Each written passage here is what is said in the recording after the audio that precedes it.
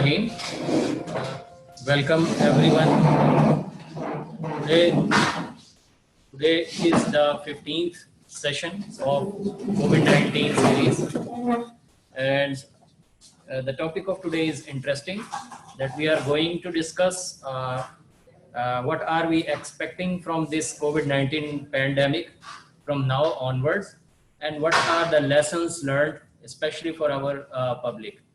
So today we have two distinguished guests with us.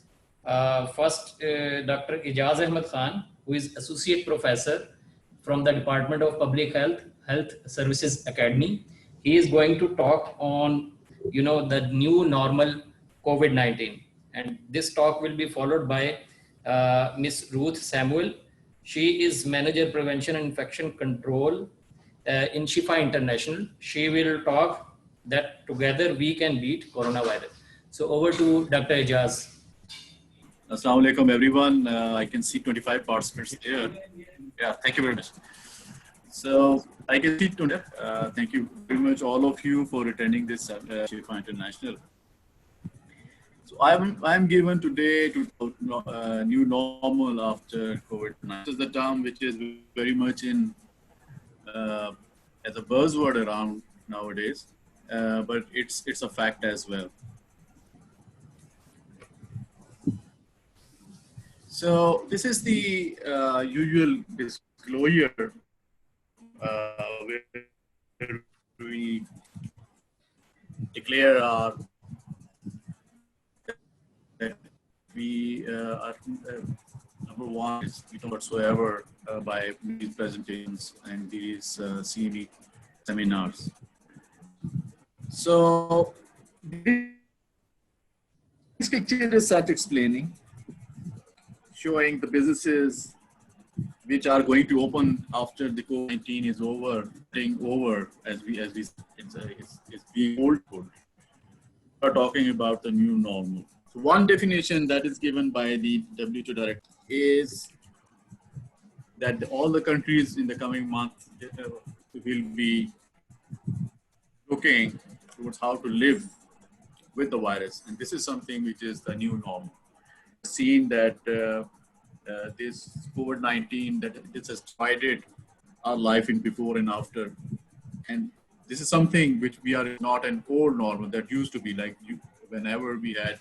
For instance, we have in our country number of every year we see dengue. Year our polio is still there. There are number of outbreaks which are going on, but the things that they remain as. But after COVID, all over the world, things have changed, and the old normal is very difficult to see that old normal will soon be coming back. One of the papers from I believe is from China, and it's from India, that the new normal is a period of time in which economies grow very slowly as opposed to weeds, the way children do.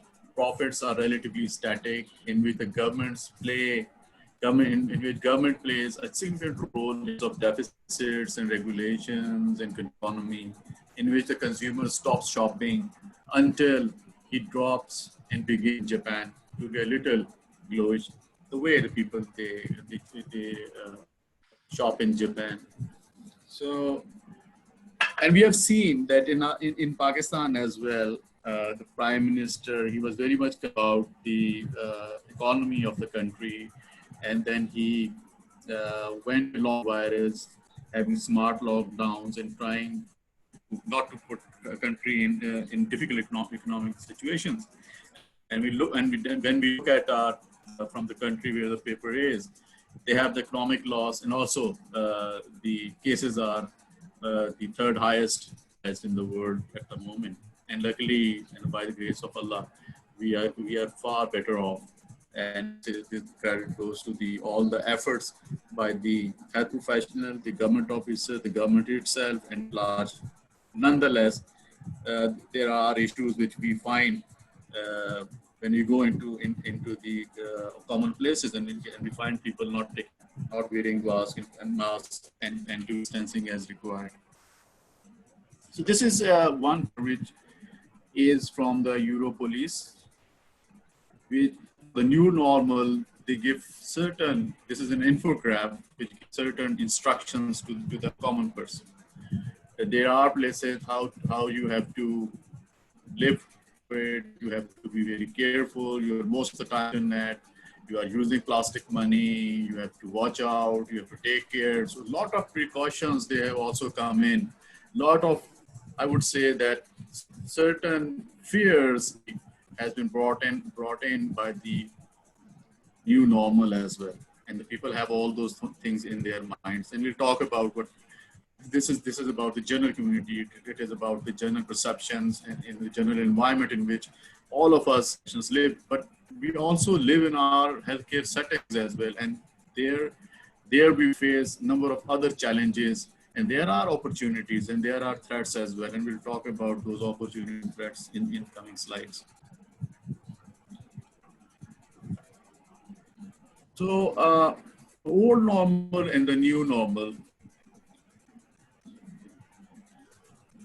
Questions we may pose that will things go back to the way they were?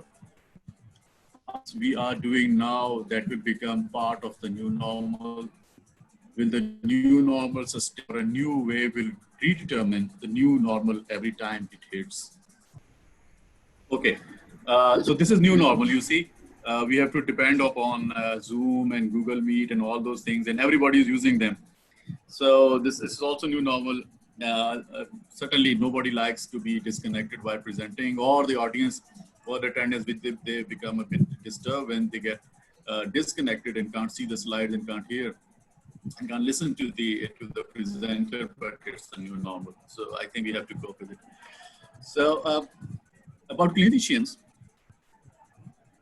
there are lessons learned that elective surgeries, they were cancelled to save space for the expected surge in admission driven by the COVID-19 pandemic. And we have seen this in Pakistan, especially in the public sector hospitals. Even the private sector hospitals, they were also engaged.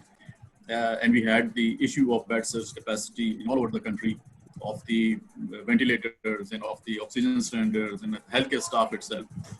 Physicians are going through outpatient schedules, identifying which patients really need to come in and who can be cared just by on the telephone. And then there came the new role of the telemedicine. And we saw in Pakistan that a number of telemedicine centers, they opened up and they started taking in the patients, especially for the primary care, or at the primary care level, or you can say at the GP level. So a lot of filtering was being taken care of. And then the specialist cadre, they were also taken on board for advice before the patient is called upon into the hospital for really, if the need is there. So that is another new normal which we have seen in our clinical practice. There was some harm as well, with the suspension of elective surgery, including, for instance, arthroplasty, which has a lasting effect on stakeholders, including patients, physicians, healthcare organization within the healthcare system. So the old people and needing countering the disability, all those surgeries and interventions which are required to reduce the burden of disability and morbidity, that was severely hampered. Resumption of elective hip and knee arthroplasty will also had to be clearly balanced and focused. For gynaeops, the major issue, because this is from the literature, that practice volume dropped by 61.6% since the start of the pandemic, with post cancellation being provided initiated. Surgical backlog, delayed cancer diagnosis, re-establishing normal care with delayed patient could be the top 3 challenges after COVID-19 has abated. The steep decline in clinical volume shows that there is a large group of patients who are not being diagnosed or are deferring the care. So this has been happening. People in Pakistan, they deliberately chose not to go to the hospitals. They started avoiding, and that also gave an apparent dip of diagnosed patients of COVID-19 even. So they started not to go to the hospital and relying on most of the telemedicine wherever they could get hold of it.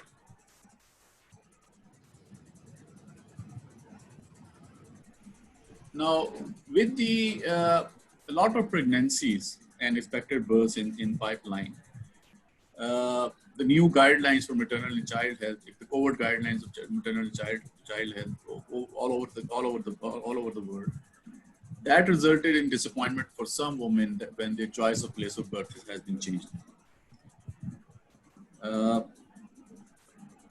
If you model worst case scenario, many services looked at reducing face-to-face antenatal and postnatal contacts and replacing it with the online contact. So that they have less contact with the patient might be infected, because the real problem of COVID-19 has been that it is transmitted asymptomatically. And I remember when we heard the news of first case in China, and we were planning how to cater for and how to tackle this pandemic to coming to Pakistan from China first of all. So the first thing was this, that what was established was that, okay, fine, if somebody is having fever, high-grade fever and other symptoms, sore throat and other symptoms, he should be screened and taken care of. But we found very early that this virus spreads asymptomatically. That's a problem, and that we saw that then at the Afghan border, due to some issues, it came into the country, and then it spread like anything.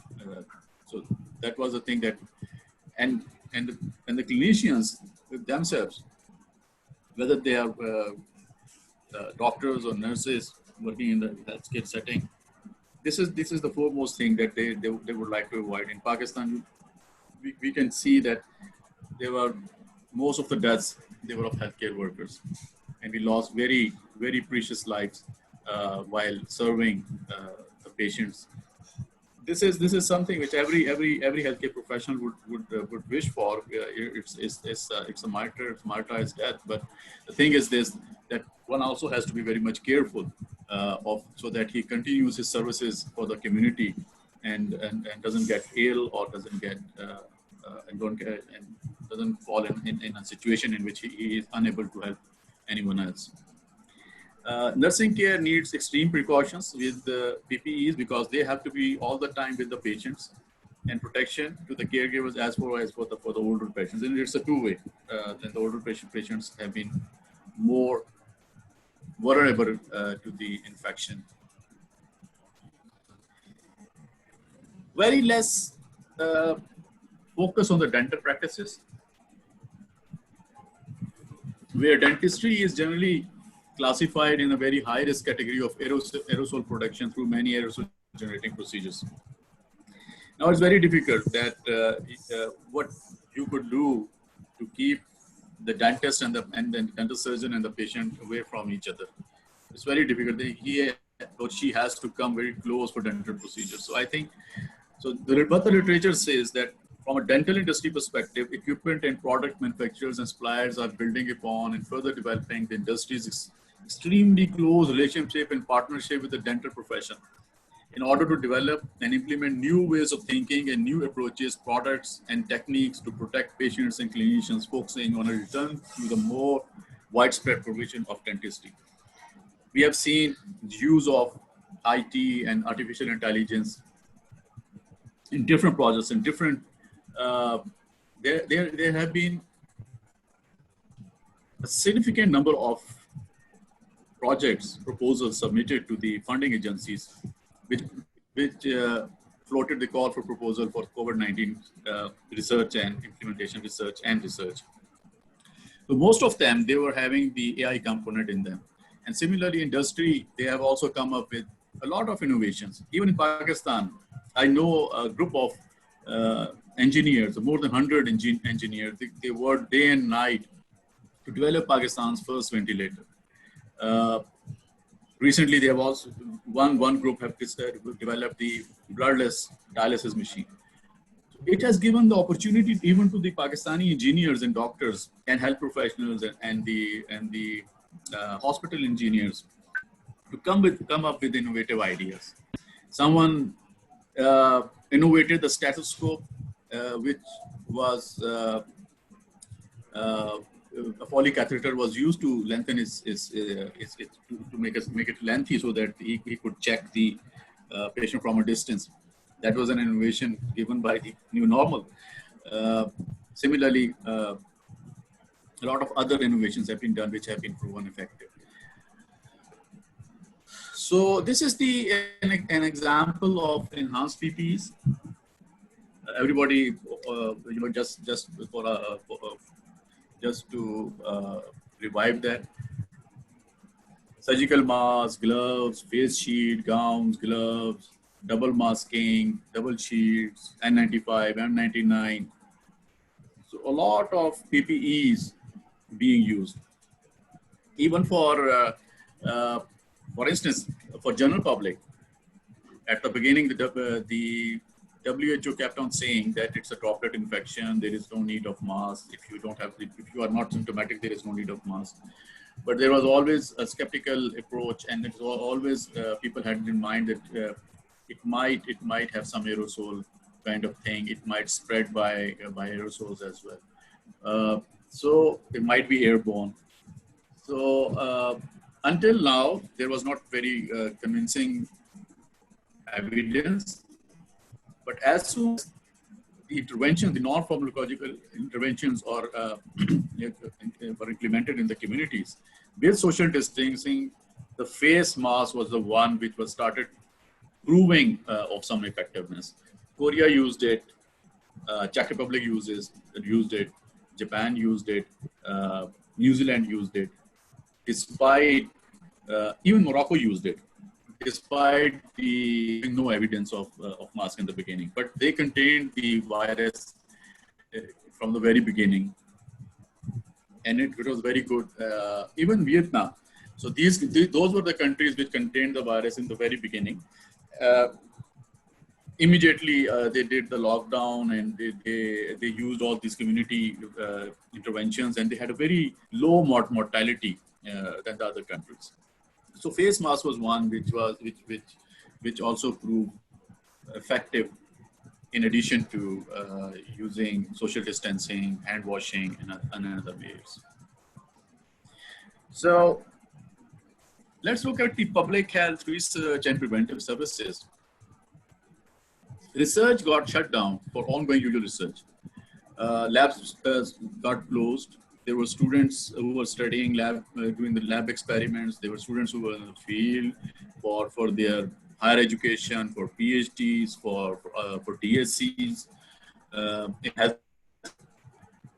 Suddenly, there was a search for the COVID-specific research and publications. So a lot of preprints are available on the net at the moment, which are under publication, but they are the preprint or on COVID. Whatever literature was available, whatever people could do, they started collecting data, analyzing, and putting on the net so that they might be of some benefit to the scientific community and general public, with all good wishes, with all good intention. Although some of the research or certain drugs, which later on proved non-effective, and those trials were withdrawn. But a lot of efforts were done to find out some magic drug which could cure. And the fear of COVID was so much. And that fear still lingers on in Pakistan. You must have seen in your hospitals, people coming with acute diarrhea and COVID. And if you ask them what they did, they were using Sana Makki. So that was on the social media, and people started earning money out of it. They earned money out of every drug that could have some beneficial effects. And the steroids came up from research from the UK that the steroids, they do work. And then government of Pakistan had to put its foot down on the medical stores and its backlogging and everything, so that it should be available for everyone who is ill due to this disease. It also had impact on preventive programs and interventions such as immunization services. All over the world, it affected. And the dropouts of the children which required immunization services, it multiplied by fourfold. Psychological issues and attitudes and behaviors impacting public health interventions in containing a pandemic. You can see in the beginning in Pakistan, when the COVID patient was identified, used to be tested, the police used to come to the house of the person and take him to the hospital. That created a fear and psychological effect. There were a lot of rumors, a lot of information circulating. It happens in pandemics. So what was required that the community and the people and their leadership should be taken in full confidence, and they should be made aware so that and there is no the people uh, false news or the rumors. So behaviors are still there are issues with the behaviors. People they are not using social distancing. They are not using mask at the moment. The usual life is going on. Perhaps looks that it is back to normal, but when the schools are going to open, I think, and the offices are opening, the universities are opening, colleges are opening, even in the hospitals, we are following the new normal. But in general public, perhaps they are not taking it serious to follow the new normal procedures. The fear is this all over the world that with the winter sets in and its close association with the influenza, sorry, the second wave might set in. And that's the fear which might cause higher mortality, because there is some evidence that with the rising temperature of 1 degree, there is a risk. There is a lower reduced risk of 12.5% reduced risk of mortality when the temperature rises by 1 degree atmospheric temperature. And it's the other way around. So for the winter, the disease, the pandemic will show an upward curve with a speedy upward curve and a slow waving off. That was the other way around in the summer season, but we'll find it when the winter sets in. So the most common reaction is stress, anxiety, and depression when faced with life-threatening circumstances. Just what happened in the COVID-19 pandemic. People have to deal with the imminent issue of death, which is anxiety provoking itself. This calls for dealing with the immediate mental health consequences with the aid of technological advancement, which perhaps we have to institute in coming days.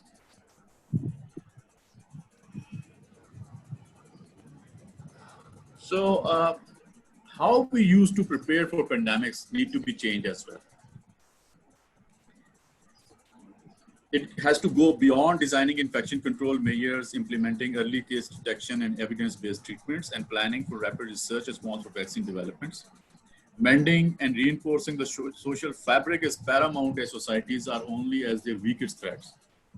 And in the future, inclusive local, national, and global preparedness program derived from an integrated nexus of health, educational, and social system would help provide a more comprehensive response to pandemic.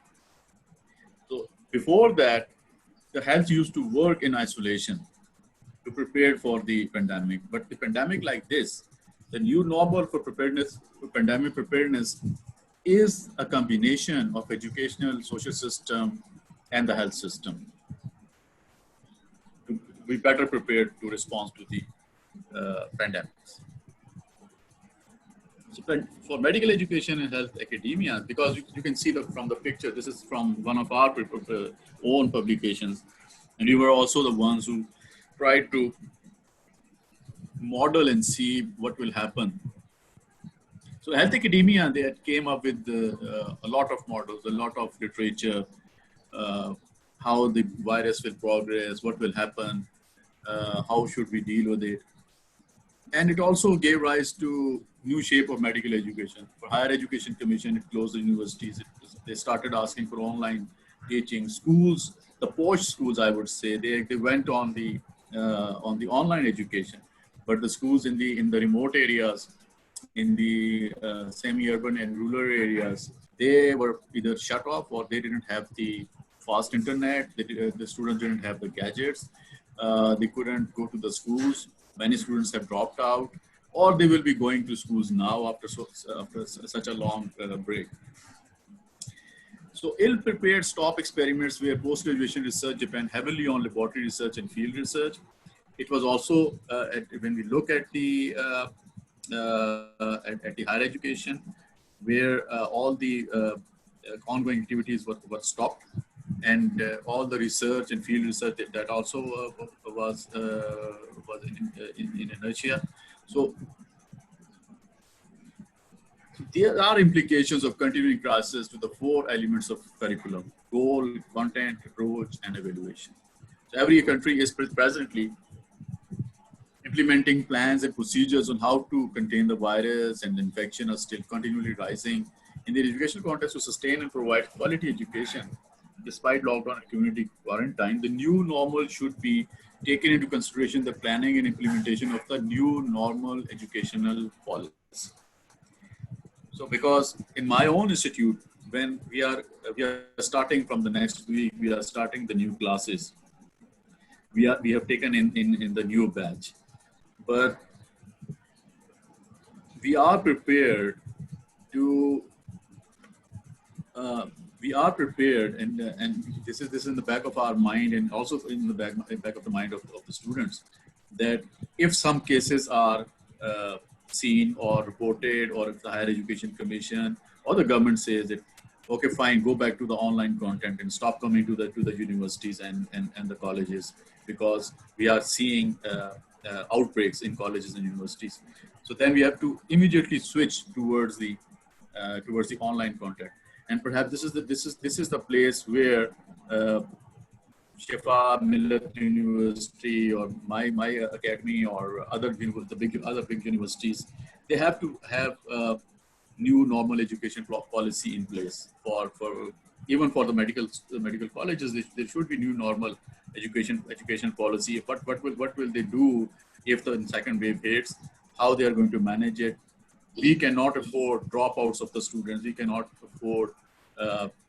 But the issues will come where the evaluation and exams are concerned. How you are going to examine the students, how they are going to happen. So all those things have to come very thoughtfully into some broaden education policy.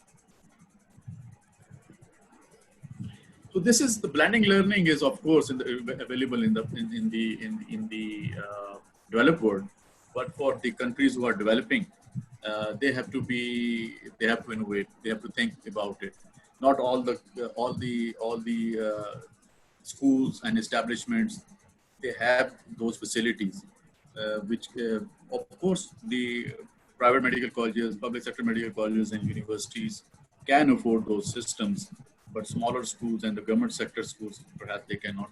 But as far as the medical education is concerned, they can always adjust their curricula so that they have a good balance between what has to be face-to-face and what has to be blended, what has to be online for a blended learning, and how how successful that can be if the new normal, we have to live with the new normal. So now let's look at the patients and their families. Patients and the society approaches healthcare establishment where a negative COVID-19 test doesn't mean no infection transmissibility. Confidence building with the suspected patient and their immediate contacts is important in tracking and treating the infection. More and better communication between the community and the healthcare provider is required now. Perhaps, as we are taught in our primary healthcare specialization as a family medicine specialist, that you have to be a good listener, talk less, listen more.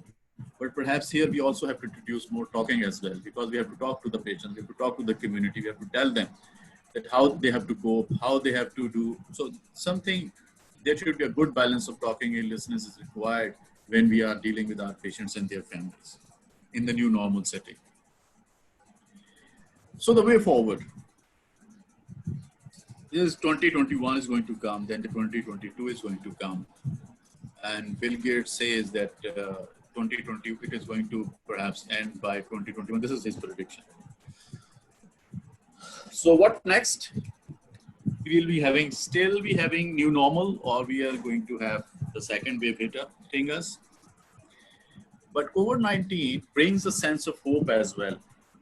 that employers and educational bodies might consider allowing employees to work and retain remotely, even in future where there is no COVID-19, but the complex caring challenges in their lives continue. This is something which is being empathetic. And the organizations and the establishment, they have been doing it. Parents of children with complex needs can perhaps now begin to hope that they can be stay-at-home working parents, not be forced into financial hardship, meaningfully contribute to their professions, and preserve their dignity and professional identity as well. We know how to better protect from and treat SARS-CoV-like diseases, an opportunity for change health management in preventive and clinical setting. IT, AI, and health have come up with more robust interactions for disease modeling, containing, and treatments. Telemedicine and telehealthcare have seen new doors opening, community hygiene practices, following religious norms, and universal awareness of how infection spreads may need to be addressed at the primary school curricula. Perhaps we have to teach our students how to, whenever it's a certain something like this happens, what are those big practices? Because if you look at the school curricula of what 98% of Pakistani children get, I'm not talking about those 2%, just 98%. That school curricula doesn't talk about how infection spreads, how you can save yourself, what are the best practices, what has to be done, as the curricula of all the other developed countries or middle income countries. We are the low middle income countries, but middle income countries and developed countries, they have those curricula embedded. Those embedded messages are there in the school curricula. So let's lead the new normal. This is the way forward. And as healthcare professionals, all of us, we have to lead the new normal as experienced by us, by our families, our close, our juniors, our seniors, our patients, their families, and the communities. Thank you. Thank you, Dr. Jas. Indeed, it was very informative. And, I think you have shown all other aspects. We usually, the physicians usually see the clinical aspect, but you have shown us, we know it, but we did not realize it, or we did not understand it, or we did not, give such an importance to this new normal.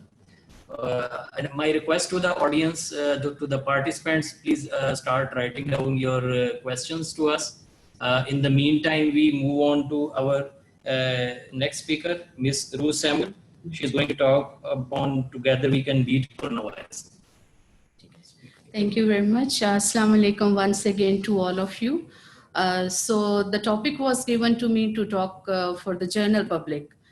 So the general public should also aware. So like my topic is together we can beat the COVID-19. How we can control infection. The basic preventive measure is hand hygiene. Either we are in hospital, we enter in the hospital, or we are in our community. So in community, it's more important to do hand hygiene. So whenever we are going to the market, we are touching to the animal, we are doing any hard work also.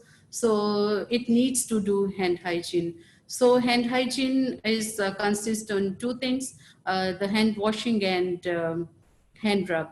So hand washing we can do when hands are visibly soiled. So visibly soiled means when your hands are dirty with the dirt or dust or with blood or body fluid, or if you are in the hospital and you are attending patients, so you have to wash your hands. So if your hands are not visibly soiled, so you can use alcohol-based hand sanitizer or alcohol-based hand disinfectants. So these are the few pictures we can see that in which situation we can wash our hands. So that is mandatory to teach our children also. So now schools are going to open. So give a small pack of hand sanitizer and educate your children.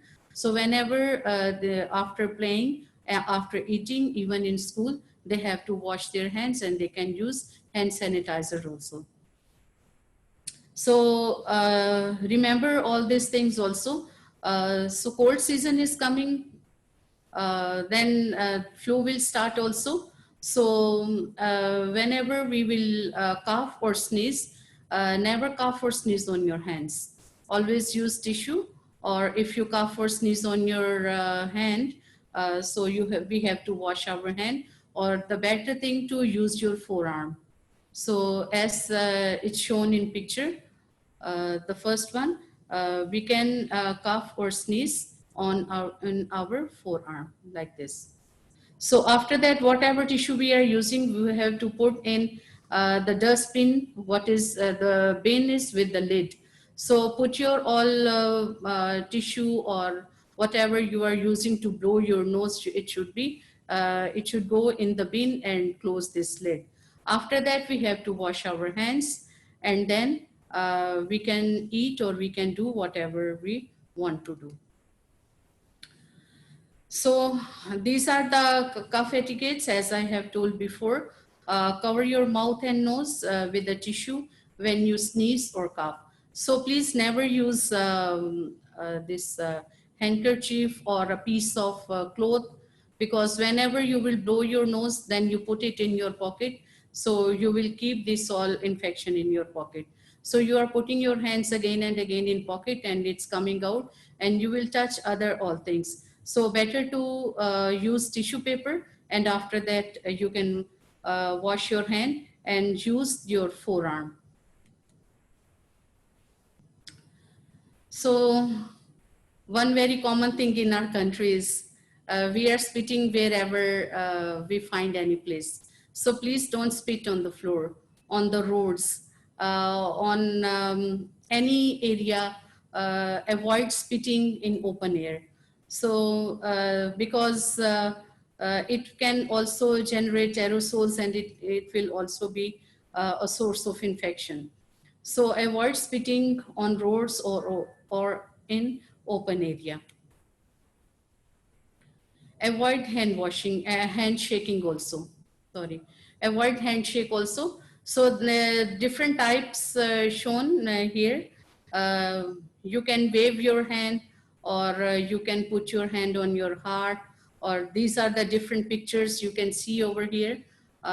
So avoid handshaking. So Corona teaches us that we should not shake hands, and we can use the other type of these things to time wish or to say something to anyone.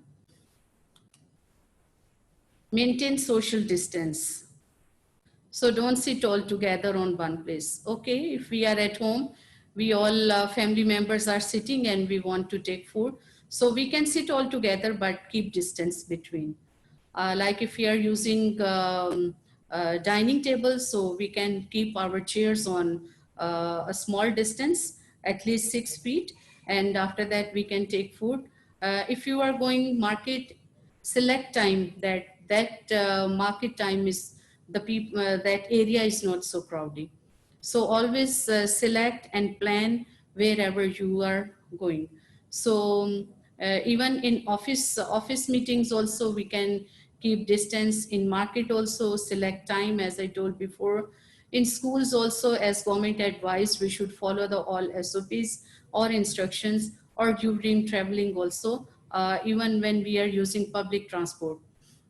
So we should select that we should keep distance when even we are going in public transport, because in this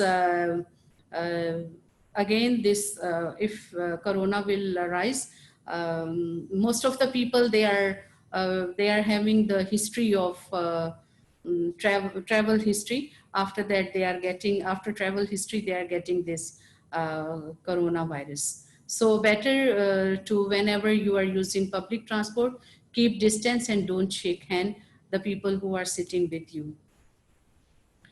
So environment cleaning is very important.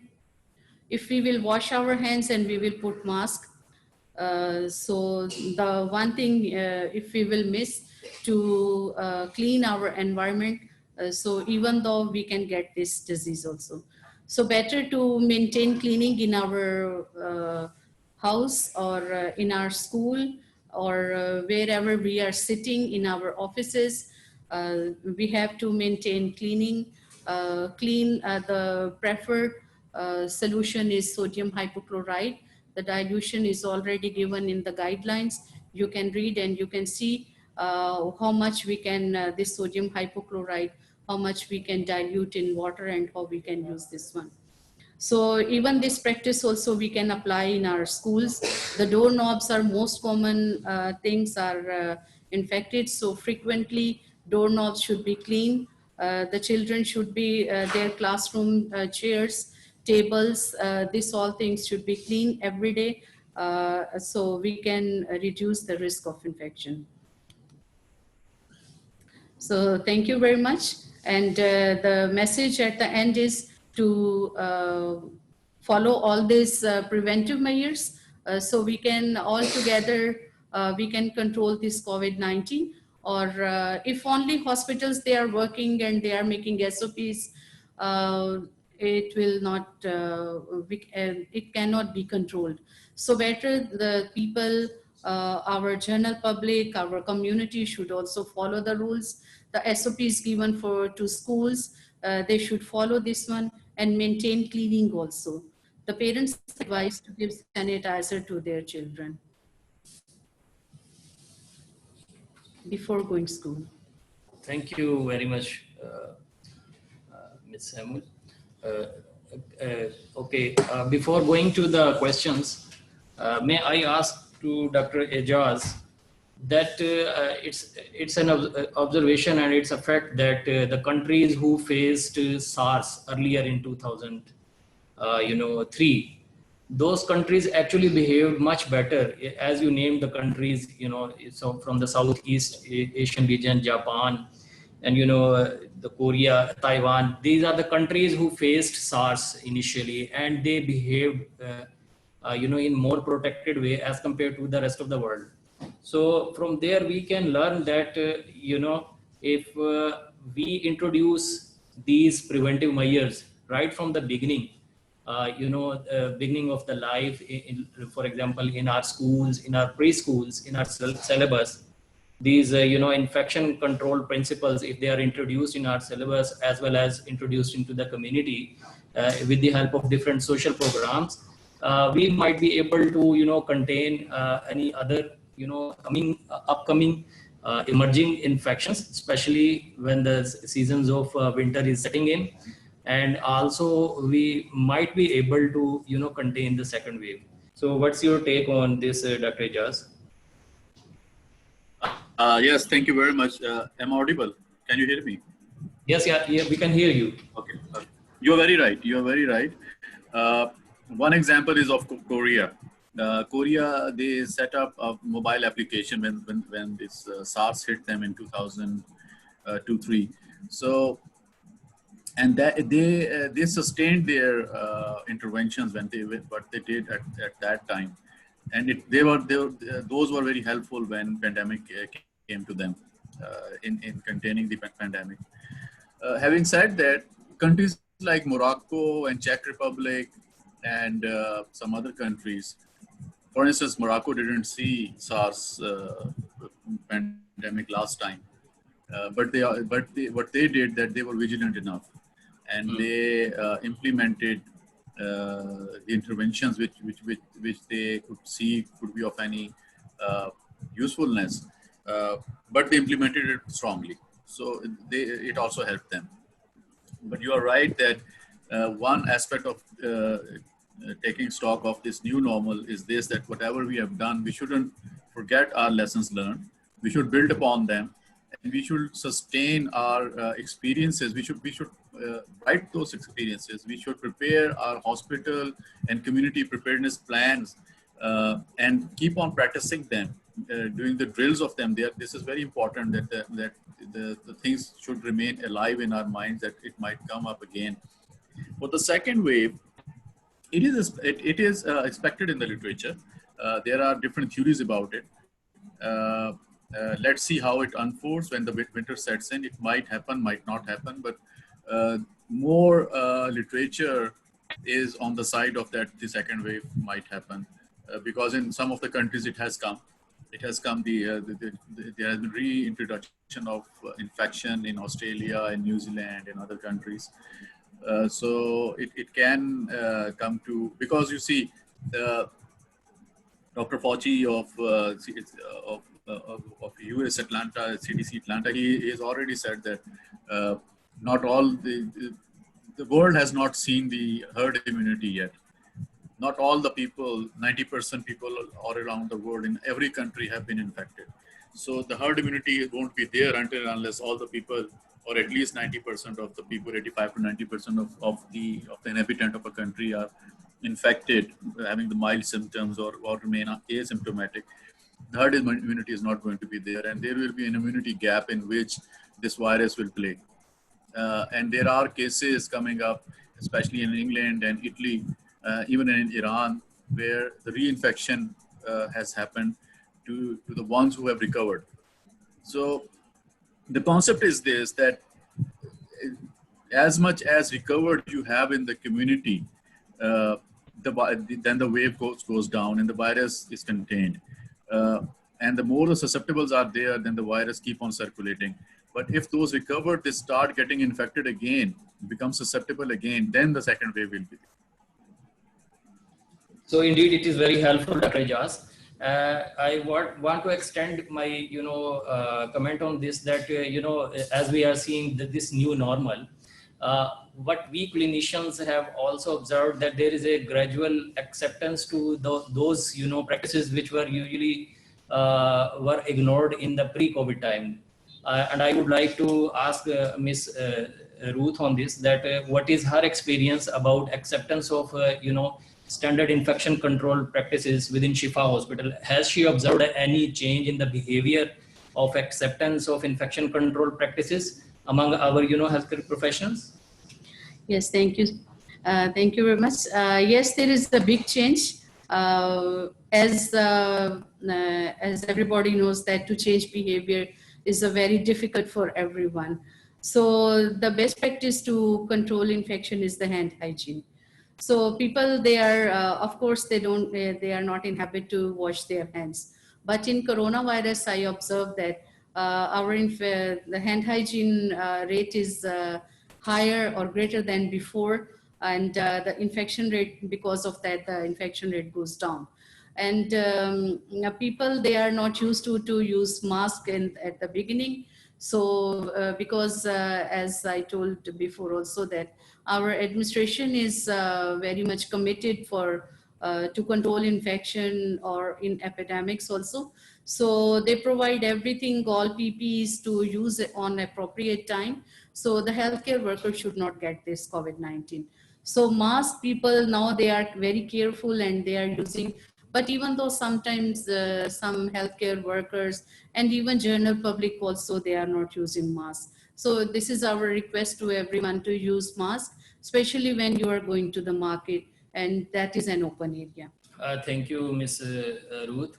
So I think we should move on to the questions, and then we'll continue to comment. So first question is, how will COVID-19 alter the structure of, where is the question? Where did this question go? New normal attend. Okay, how will the new normal, so when is the second wave of COVID-19 is expected? How can we boost our immune system? So Dr. Ijaz, would you like to answer this question? Yes, actually, why you couldn't see the first two questions, I answered them, and as soon as I hit the send button, they disappeared. Oh. So I just answered the first two questions. I was just typing to them the answers. The second wave, as I said, that it is expected as the temperature goes down. Perhaps if you would, people would start witnessing the second wave, if it is there, from the colder regions of the world, and for us, like for our northern areas. And so the first cases, perhaps if the second wave sets in, would be coming from those areas. The people will become close, they're already not doing this, and then the flu is also there. How can we boost our immune system? I think that all the activities, there are a lot of things, a lot of multivitamins have been suggested.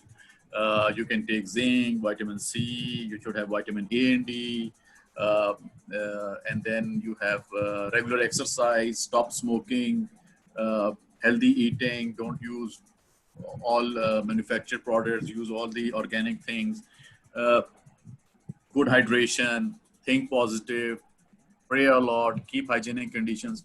I think all those things which keep you away from this being susceptible to any infection improves your immunity system.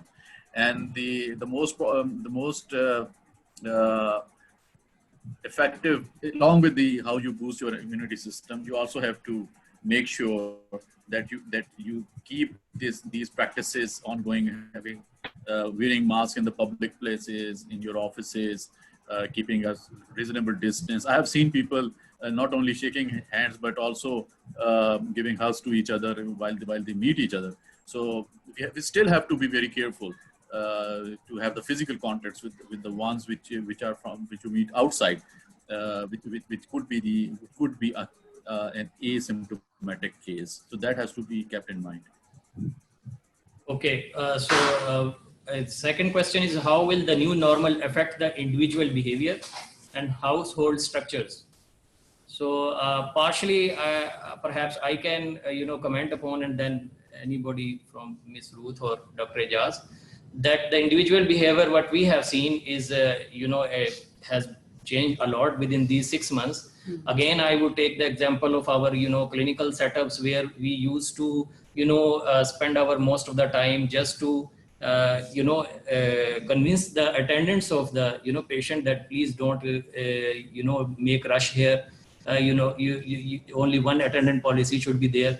But now, due to this post-COVID or the COVID scenario, there is a significant change in this behavior. Acceptance is higher, that they tend to remain, keep the attendance strength minimal with the patient. And similarly, the household structures, there is an increased awareness in this, that how to keep your household structures clean and how frequently to, keep them cleaning. Maybe Ruth can comment upon the household structures cleaning. If you want to. So yeah, it's okay. So as I told before in my presentation, that sodium hypochlorite is effective. Even for household, you can use another disinfectants also, because if your house, anyone is not infected. So I observe in many houses that people, they are taking very extra precautions. Like if somebody came from outside, they spray on them, or immediately they change their dresses. So these are the small or minimum preventive measures we can take. Like whenever you are going from outside to your house, so better to change immediately your dress, wash your hands, wash your face, how much the things you can remove it, that will be effective also. And the cleaning, maintain cleaning, avoid water throwing here and there, and children should learn to not put their hands on the floor, and if they play with the toys, they have to wash their hands before taking food. So it's good, very good, informative answer. So we have Dr. Ejaz with us, who is the consultant infectious diseases in pediatrics. So probably the next question, how can medical education be modified in accordance with the new normal? Probably if you want to answer this thing, medical education. We as a physician and healthcare workers and even ID persons, we have had this education both for layperson and also for healthcare workers in general. This education has been delivered by us for even before the COVID. But I think more important is now that we have to stress the importance of these. Why were we talking about this? So social interaction, how to modify that, how to keep your houses clean, as already pointed out. When you're sick, how to seek help, what are things you need to watch for and when to seek help. These are some of the things I think as a physician, we have always advocated and educating people about. And now I think people are already aware of it, and we just have to make sure that people follow this for any disease, let alone COVID. Okay, thank you, Dr. Jaz. So, how to shift hands on online study in medical education? Dr. Jaz, could you understand on the other side? Dr. Jaz. Yes. It's a bit confusing for you, but I think you can. One Ijaz is sitting with you, and one is here. So, So that's why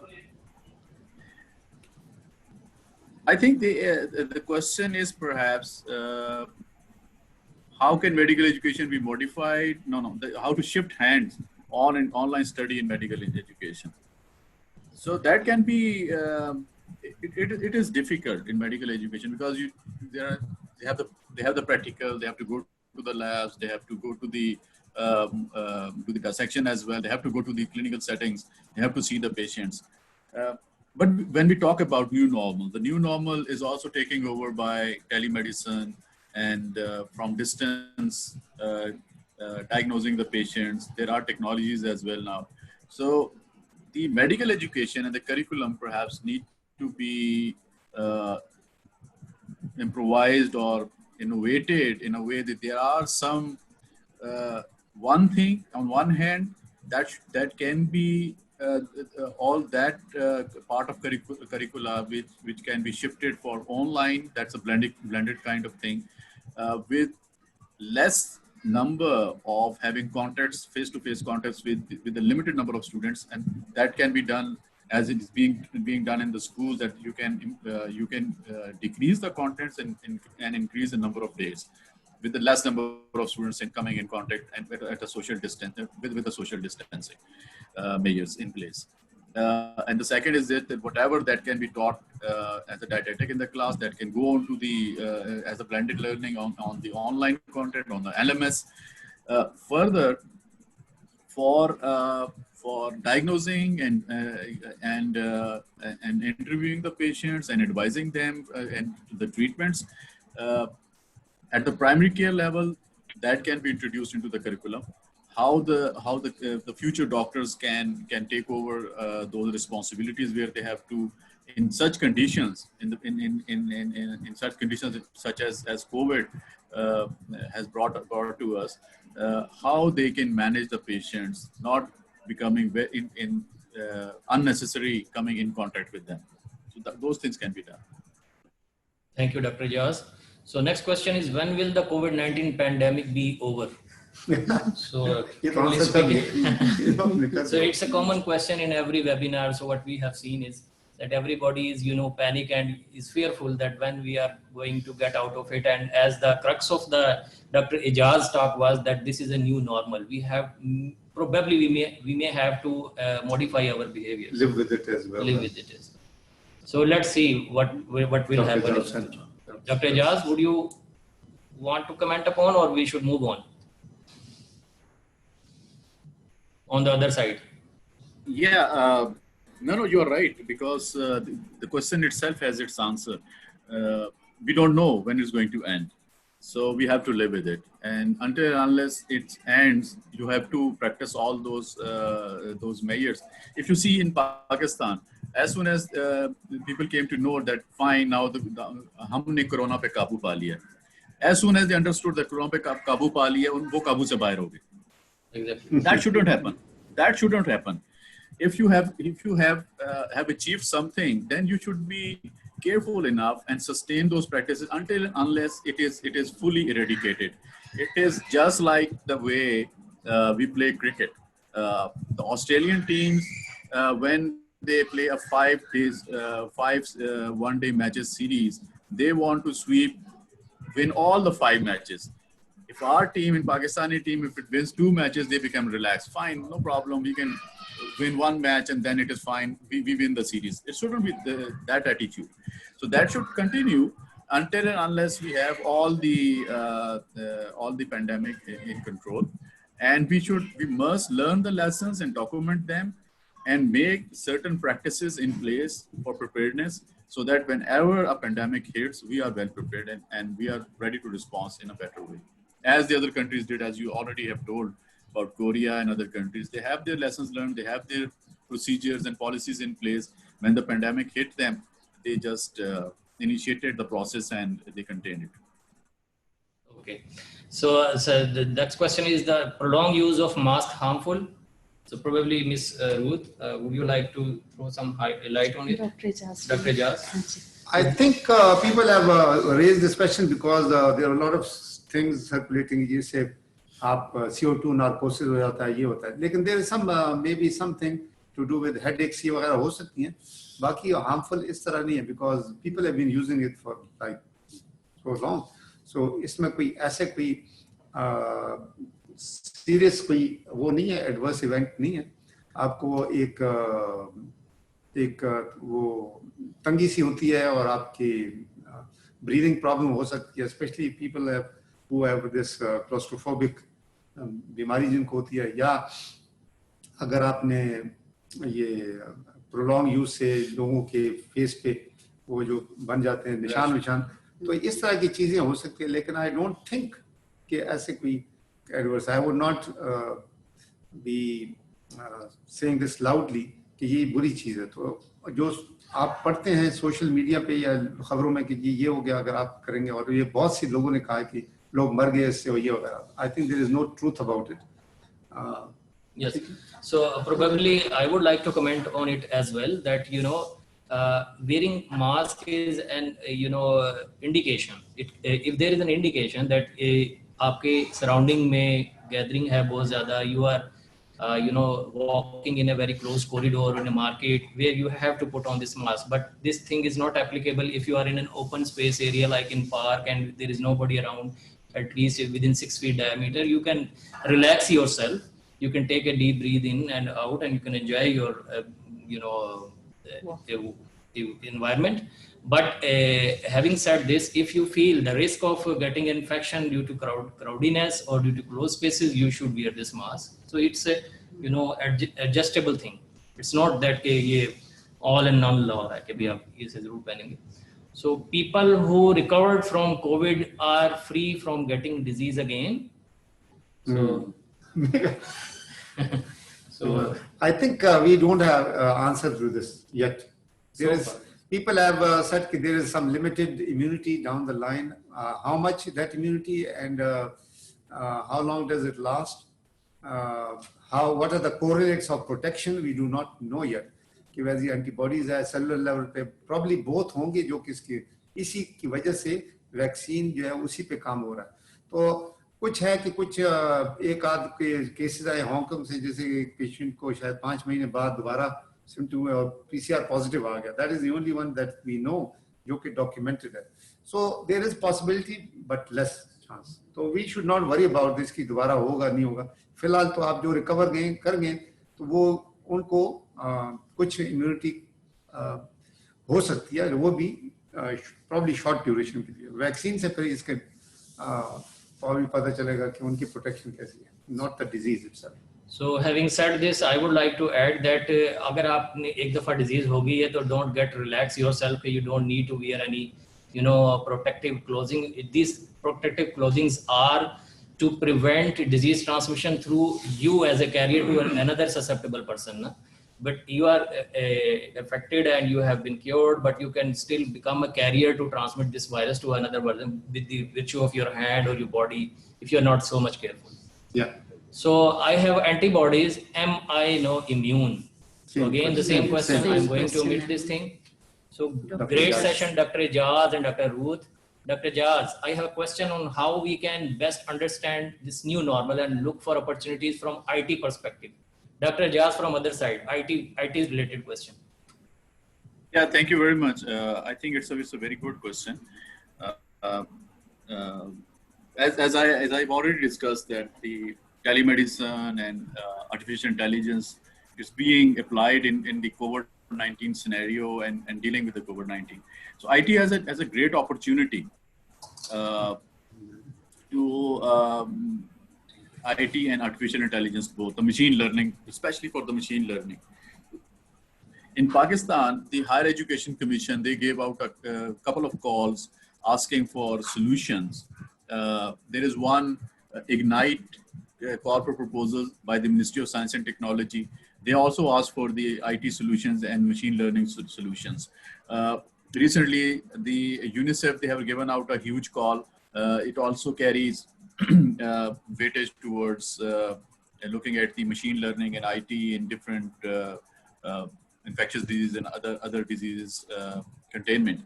So with the growing evidence that the IT and artificial intelligence and machine learning, that can help a lot in understanding the disease process, in containing it. Even if you look at the smart lockdown, the guy from LERMS who developed that, it is based on the artificial intelligence to track the hotspots and then do the smart lockdowns. I have my own team, which consists of from with me from the GIK. We have also submitted one proposal to the Ignite, and that is also about using the artificial intelligence and machine learning to track and contain the COVID-19 like infections. So it has a huge potential. Okay, thank you, Dr. Jaz. So the next question is second wave coming from reopening of schools? Again, Dr. Jaz, would you like to comment, or I'm going to comment on it? Yeah, you can comment, but it's not due to opening of the schools. If they follow the instructions, the government instructions, and all the precautions, what from the question is desired, what is there in the question is this, that we understand that the children, they come back to their houses, and the elders in the houses, they might get the infection because the children, they remain asymptomatic.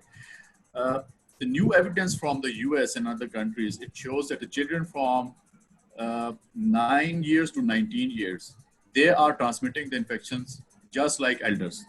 So they are also having the symptoms, and they are also transmitting it. So that group of and the younger children than them, they don't have any symptoms, and they are very less likely to transmit. But the older children going to the high schools and above, they have the high likely of getting the infection and transmitting it as well. So this is the new evidence which has come into the literature. So precautions has to be in place, because in the US, wherever the schools have opened, they have seen that the teachers have become the first one was the teachers who got infected, and these were just outbreaks. So there is a difference between outbreak of a cluster of disease and a full wave. So what the question is about a cluster of having the cluster of infections, cluster of disease, or an outbreak of disease. But the wave is something that when the virus comes back, and it comes back and it hits the general population as it did in its first wave. So these outbreaks are there in Australia. It also occurred in New Zealand, and people started calling them as the second wave. But the second wave is something, I think, in my opinion, it's something which will hit at the same time in multiple countries. For just one country where the virus has come as pandemic, and I'm very much cautious for our country, because we are very much hospitable. हम बहुत मेहमान नवाज हैं. हमारे पास कोई infection आ जाए फिर जाता नहीं, हम उसे बड़ी मेहमानदारी करते हैं उसकी. Dengue came to us and it is now endemic. Polio is still there. All other any infection which come to us, we have the environment to nurture it. So it's perhaps the more important is this, that we follow all the precautions very closely, and don't let the mutated kind of virus come in Pakistan from other countries wherever the outbreak happens again, because the new wave, if it comes, it would again come in the same way, that it will be imported from the mutated, a new kind of virus with the new kind of its genomes, with mutated genomes. It comes to the country and it spreads because it was not already there, and the immunity is not for the same type of, because it has, if you see, now we have six genotypes of this virus, which are circulating all over the world. And perhaps still we don't know which one is there in our country. We can assume that it is the same one which was in Iran, because most of the cases came from Iran. So we can just assume that it is the same. It carries the same genome as of Iran. But if there is a type 7, which gives an outbreak in a country, and then and the traveler comes it within Pakistan, and then a new kind of its version spreads, that will cause the real second wave. But these will be the outbreaks which should be contained. And I think the government's policy is this, that if they see any outbreak in the schools, they will close it, and they will go back to the step by step. They will again start following the precautionary measures of COVID-19 era. Okay, thank you very much. Very explanatory answer. So how should I explain my kids about coronavirus to keep them safe in school? So Ms. Ruth, okay. please. Yeah, thank you very much. To keep children safe, it's a dual responsibility. Parents and school admin also, and teachers, even their class teachers also, they are responsible. So parents are responsible. If their child is sick, do not send to school. Keep them in home and go to the doctor and send a medical certificate. And school admin is, they should follow the government SOPs. And if any student is sick, don't allow them to sit in classroom. So stop them from the beginning. If they will go in classroom and they will mingle in other all students, so of course the other will also get, they will become sick. So school, they should make a policy that sick children or sick students should not enter in classroom or even in school. Thank you. So next question is, how social distancing can be maintained in a teaching hospital? If yes, then how? Again, Dr. Yeah. Okay, the social distancing, you see now, as we are talking about this COVID-19, so it is that we have to live with it.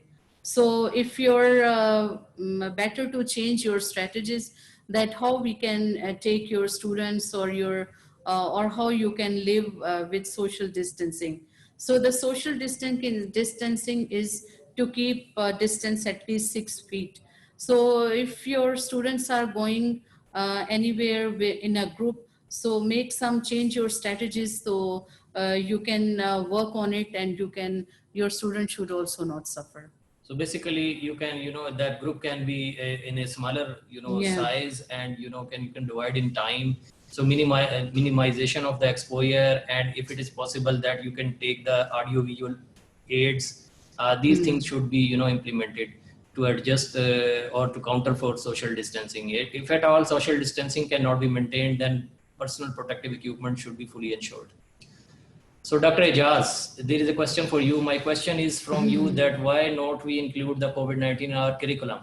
Being professional government level, you can influence the authorities. This will help us to educate the teachers, students, and management. Yes, this I cannot influence actually. Yes. I cannot influence. I can recommend only. So that is a suggestion I'll definitely give, and I have just talked about it. It should be there in medical curricula as well, and the school level curricula as well. And I think I'll make this suggestion. I'll definitely do that. Thank you. So Professor Rashid Mahmood is asking, can we reuse the mask after packing them safely for a certain number of days, if not apparently contaminated, after how many days? So can we, is it reuse of mask?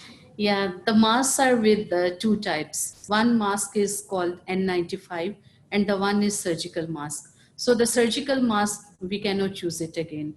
But the N95, in these certain situations, we can use this one. But N95, according to the guideline, we should use if we are doing any aerosol generating procedure. So surgical mask, we should not keep a long time. One day, I think in this pandemic, because PP is not very common and not freely available. So yes, we can use, but for the surgical mask, the guidelines said that once you remove this one, we cannot use this second time. But now we are using once a day or 24 hours. So once you remove after 24 hours, better to take another mask for next day. So I would like to comment upon this thing that, these surgical masks or face masks are not so much costly and they are readily available. So the indication to, remove them and not to use it again is whenever they are dampened, soiled or torn and they are not having physical texture as it was when they were worn as, a newer one, it should be, thrown away. So especially the duration has been mentioned that cannot be, prolonged more than a day. And number two, the real question is about N95 mask or the equivalent mask who are, more costly, and due to limited resources, we cannot, for each instant, we cannot use it. So whenever you are pretty sure that you are going to get yourself exposed to an aerosol generating procedure, well, in that case, you have to replace it. Okay, after one time use. But if you are going to an environment where there is a risk of an aerosol generating procedure, but you have not exposed yourself, then you may reuse it. And another, the modified version is that you can, apply a face mask over N95 mask in order to protect its outer, layer from aerosols so that you can reuse it. There are so many other ways, irradiation. There are some studies showing UV light can, disinfect it, and there are some other, hydrogen peroxide use has been experimented, but yet there is no definite recommendation that what method is the best one. So next question is, any food tips for my students to eat while coming from schools? So this question probably has been well answered by Dr. Ejaz, that was in the how to boost your immunity. So can we use the mask if driving alone? So this question is, the purpose of mask. It is very important to know why you are wearing mask. So let me answer this question. Yes, please. So I think, the purpose of wearing mask is to protect yourself from getting infection from, a companion. If you are driving alone, you are not going to get an infection. And another purpose of wearing mask is that if you are infected, you are not going to spread this virus to another one. So yes, if you are driving alone, you probably don't require a mask. But if you are going to expose yourself to another person, you should wear a mask. So this pandemic taught us that 70% of the work can be done from work, probably from home. No need of physical offices. Then why not it can be done in students' domain? Why not to shift education to online totally to keep young generation alive? Dr. Ejaz, it's your topic. Yeah, the problem is this with online education. It is being tested in many countries. So the biggest problem what the academia is facing is about the evaluation. Teaching can be done, but the evaluation and exam, and where you need to, because the classroom education or the professional education, it needs three major domains: so knowledge, attitude, and practice. You can check knowledge, but for attitude and practices, you cannot do it online perfectly. So the universities which are taking exam, which are giving exam for the final year students or in different subjects which have taken the exam, issues have come up where it's very difficult to monitor the students whether they are cheating or not. If the young people are so honest and so dedicated that the online teaching can be implemented without any flaws, then it can be done. But I think we also have the evidence that it is the older ones which are in fact more infected and more are prone to have the mortality is higher in that group. And I have just one question. If a country poses to war and its army or its young officers, they just want to stay at home and they do not want to go at front, how that country is going to survive? So the young doctors who are going to become young, if they just try to, they have to see their patients, they have to treat their patients, they have to know, they have to learn. They are the ones who know how to survive. They have to be the survivor with all the precautions so that they can save the lives of the others. The people who work in the disasters and emergencies, they put their lives in danger to save many lives. This is something, because you see, the life is, you get the life only for once. And if it is used to save anyone's life, or it is given in the life of your faith or your community or your country, nothing like that. So that is important. That is important that the young people, they should have their spirits high. They put their chins up. They should be able to take their education, their exams with all the precautions. Because they are the leaders. If we try to make our leaders crippled, then our future generations, and the country is not going to prosper. So everything has to be done with the precautions. We cannot put all the things online. Because where the skills comes in, the area of the skill come in, it has to be taught and tested face to face, or with the distance and because you see, most of the work, of course, have gone IT based, and it can be done from home. Or we are doing this seminar sitting from distance. We are all on the internet, but there is no match of having people sitting in an office or in a room with a distance. You can have smaller number of people. You can put them on distance, but there are a lot of domains of education and the trainings where you need people to see each other. People have to work together, and you have to innovate and devise. This is something new normal. We have to live with an innovation. With measures which can protect it, but also the quality of the education and training and everything should not be compromised. Thank you. Very explanatory and very well elaborative answer. Indeed, it is a warlike situation, and I would like to comment that with every crisis there comes an opportunity, and it is the nations who actually grab those opportunities, they succeed. So I think due to shortage of time, we are going to finish this session. Just reading out the only comment, that is excellent session by Dr. Ijaz. Both the presentation and moderators, excellent session. When will OPDs will open, and how will Shifa cater the patients after opening of OPDs fully? Excellent presentation by Dr. Ijaz. I think we should end it here due to shortage of time. Thank you very much, everybody, for listening. And on behalf of Shifa Foundation, Shifa International Hospital, and PGME office, I say thanks to everybody who has participated and given us their precious time to share our presenters with you, with their views, and could answer some of your very valuable questions. Thank you very much. Thank you very much. Thank you.